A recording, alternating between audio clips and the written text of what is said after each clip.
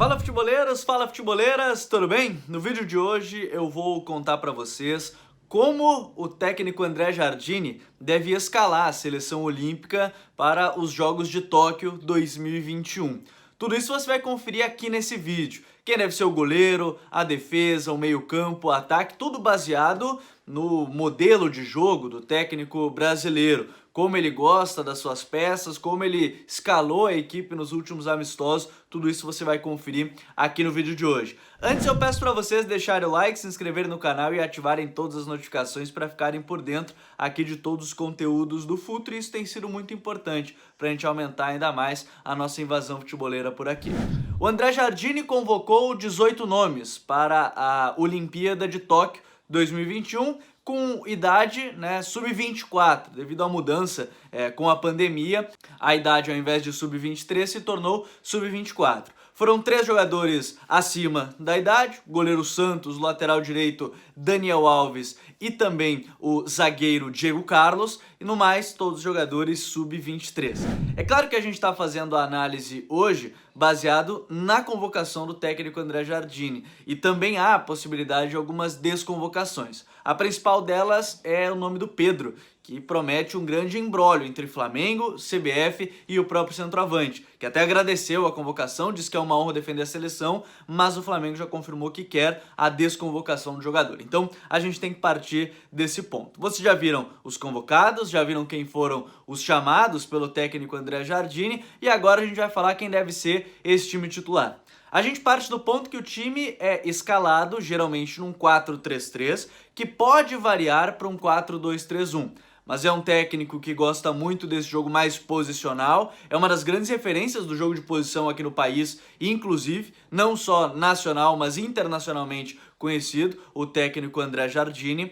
E aí ele tem no gol 2 opções, Santos ou Breno. A tendência do Santos, não é por acaso que ele convocou o jogador que é acima dos 23 anos, é um cara que tem boa qualidade com os pés, tem bons lançamentos, deve ser o titular, com o Breno ficando na reserva. Na lateral direita foram 2 nomes, Daniel Alves e também o Gabriel Menino. A tendência também, pela mesma lógica do goleiro Santos, é que o Daniel Alves seja o titular na lateral direita, pela sua experiência, pelo seu conhecimento, pela sua qualidade. O Daniel Alves está jogando muito bem, seja com linha de 4, seja como ala, já jogou nesse modelo posicional por muito tempo no Barcelona. Então, assim, ele estaria totalmente adaptado e é um cara experiente para disputar esse torneio. O próprio André Jardine falou sobre o currículo do Daniel Alves. Na zaga, são 3 opções, Diego Carlos, Gabriel Magalhães do Arsenal e o próprio Nino do Fluminense. A tendência, ao meu ver, é que sejam Diego Carlos e Nino, pela sequência do próprio Nino, do Fluminense,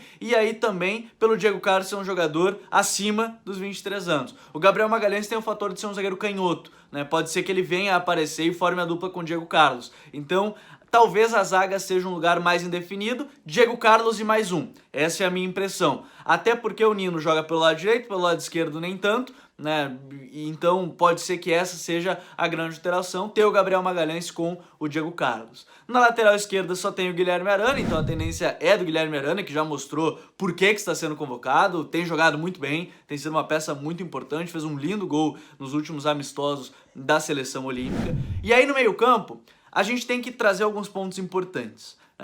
Na coletiva, o André Jardine falou sobre a convocação do Douglas Luiz, que é o capitão da equipe. Então, a gente tem que partir do ponto que o Douglas Luiz será o titular como camisa 5 do time, fazendo a saída de bola, recuando em algum momento entre os zagueiros, sendo esse cara para dar um lançamento mais longo, uma inversão para os lados do campo. Então, a tendência é que o Douglas Luiz seja o titular no meio-campo.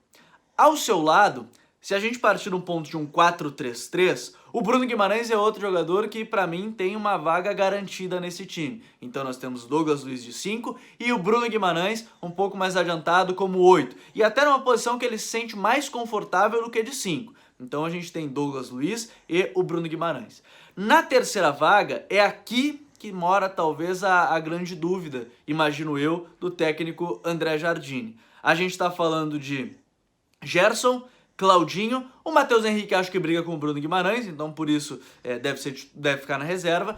Gerson pode te dar mais controle no meio campo, pode estar mais próximo num 4-3-3.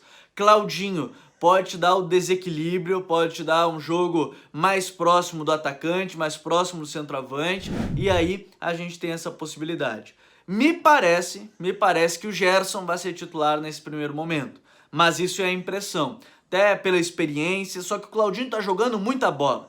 E aí talvez o Jardine queira um cara que tenha mais gol no repertório, né? O Gerson tá acostumado a jogar um pouco mais recuado no Flamengo, então pode ser que ele queira um cara que faça mais gols, né? Então pode ser que ele tenha o Claudinho e aí varie para um 4-3-3, 4-2-3-1, parecido com o que se faz no Red Bull Bragantino. Aí a gente tem os lados do campo, os extremos.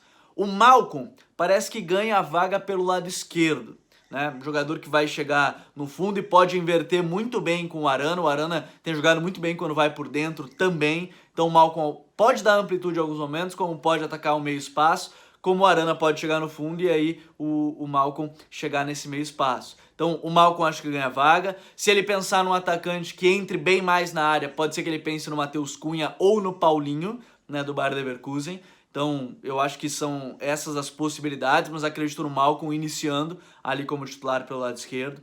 Do lado direito, o Antony tá pedindo passagem, tá jogando muito bem no Ajax, foi muito bem quando tava aqui no São Paulo, então é o cara que te dá o drible, é um cara que pode funcionar bem aberto, mas como pode funcionar com espaço curto pro drible, pro passe, pra finalização. Então eu imagino tendo Malcom e Antony. E lá na frente, como o Matheus Cunha aparentemente foi o cara para ser centroavante, né? Apesar de ser um cara de mais mobilidade que o Pedro é o titular.